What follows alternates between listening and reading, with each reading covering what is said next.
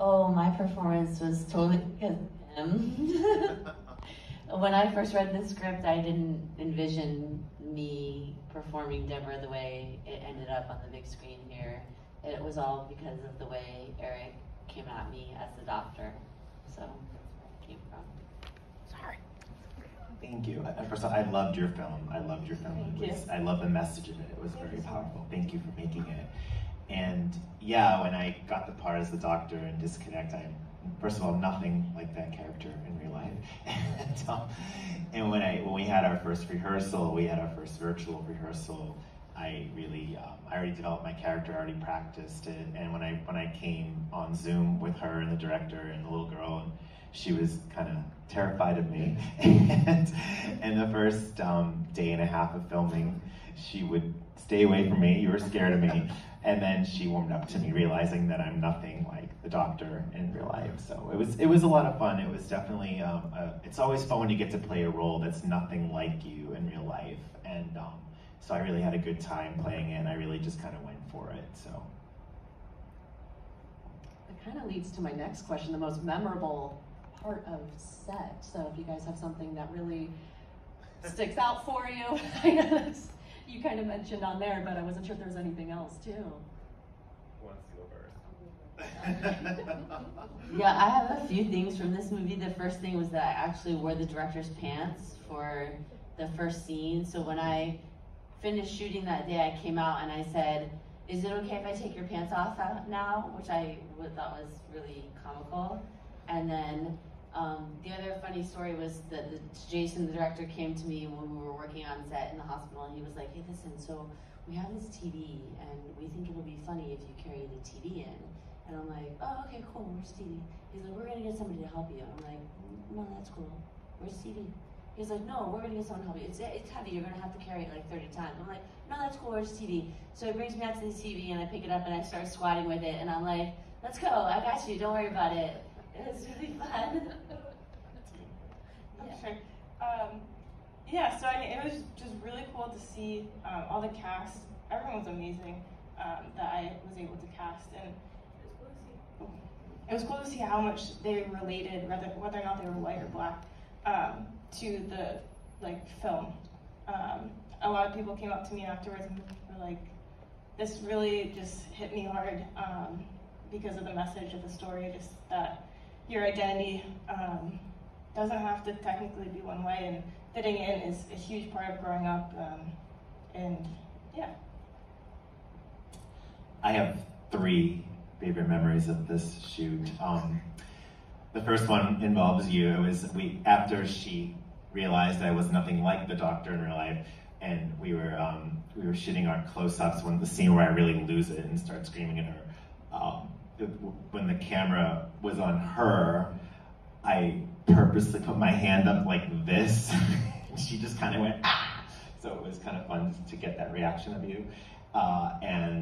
And then the second favorite memory was the little girl, Cora. This girl's gonna be a major star. She already has an agent that's in LA and New York. This is her first movie, and she's doing really well. She just did a commercial up in Alabama for an ice cream parlor, but she couldn't be here today. But the scene where she pulls the gun out,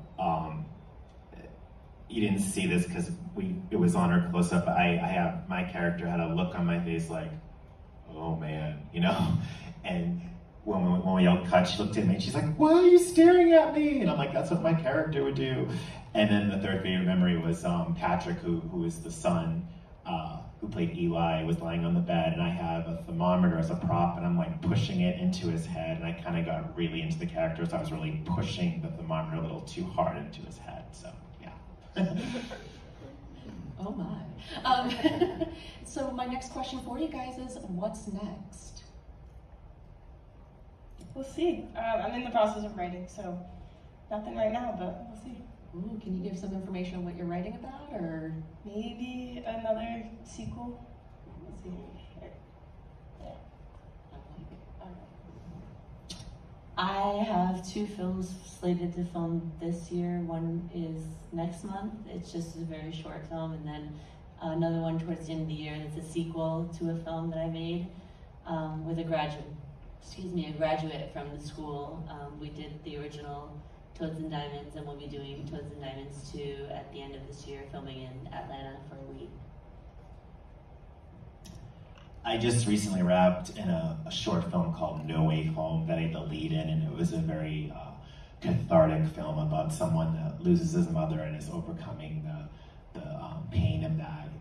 And I lost my mother a couple years ago, and the irony is she never wanted me to quit acting, and just after she passed, I randomly auditioned for a film and landed the lead 2 years ago, and it screened here last year, called My Sick Love, and I've been kind of working ever since. And so that was a really good film and a really good experience. That'll be done in November and probably put out in the festivals next year. I just landed a murder mystery film called Not Another Murder Mystery. I'm so happy it's a comedy, so I get to do something really fun. I always play these like deep, dramatic, intense, crazy roles. So I'm shooting that next week for 2 days, and I'm very honored that I am signed on for a feature film by Bouncy Boxer Media, she's one of the producers there and one of the actors there. I'm playing Marble in a film called Easter Egg Hunt that will be filmed, I believe, next year, which I'm very excited about. It's going to be a great part. It's a lot of fun and very colorful and got a lot of different emotions going on. I audition, my job is my audition, my booking is my bonus. I audition constantly, and I'm currently being referred to an agency that's bi-coastal, New York and LA, and I'm hoping it's going to turn out good. So I'm hoping to sign with an agency outside of Florida as well as my agents in Florida, so. Can I also say one more thing, sorry? Yeah. I'm also in the works of creating a documentary based off of finding my birth father. So that's kind of also something I'm working through. Yeah, definitely keep us posted on that. I will. All right, I'm gonna open it up to you guys. Are there any questions you guys would like to ask? I can actually toss one of the microphones. I'm really excited to actually toss tech. So, does anyone have any question for our talent filmmakers here today? Yes. Do you mind holding on to this real quick? Let's see how good you are. I'm right. No, I'm joking. Woo! Oh, nice. Nice. Nice throw. So I just talking. Oh my gosh. Hello. Yeah. What was the biggest challenge that you faced while filming, and how did you overcome it? I think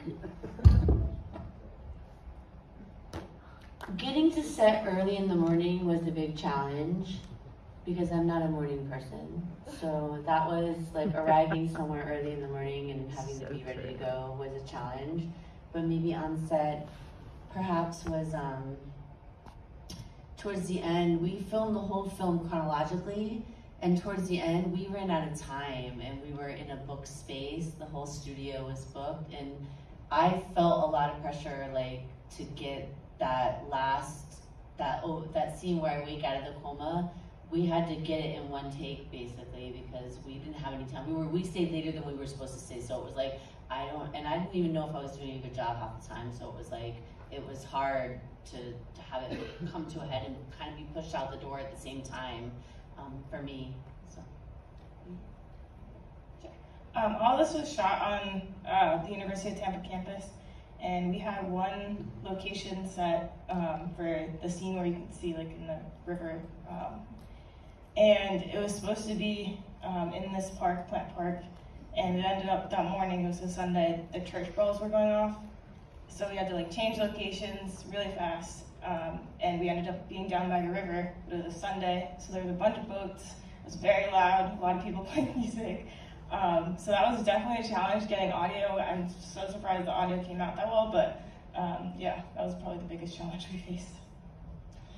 I guess the biggest challenge for me on this film was, I mean, I'm nothing like this guy, and it's interesting returning to acting after all these years. I've been playing roles that are nothing like me, like nothing. Like I played a rapist, raped a woman, and you know, come on. I'm definitely not like that in real life. So, you know, and you know, I've been playing these different roles, and even this character this character is really cruel and mean. Well, in the fantasy part he is, and towards the end he's a little bit nicer. So, having to keep that level of kind of cruelty up was a little bit of a challenge, but it was very fun to play, so it wasn't really a major challenge for me. All right, well, thank you guys so very much. I was thinking about the sound as well because of that waterway. I've been at Curtis Hickson and it echoes, so that was hard. Well done. Thank you guys so very much. If we can give a round of applause once again to our talented filmmakers today. Please enjoy the rest of your day here at Sunscreen Film Festival. We have a great weekend for you guys. Again, thank you so very much.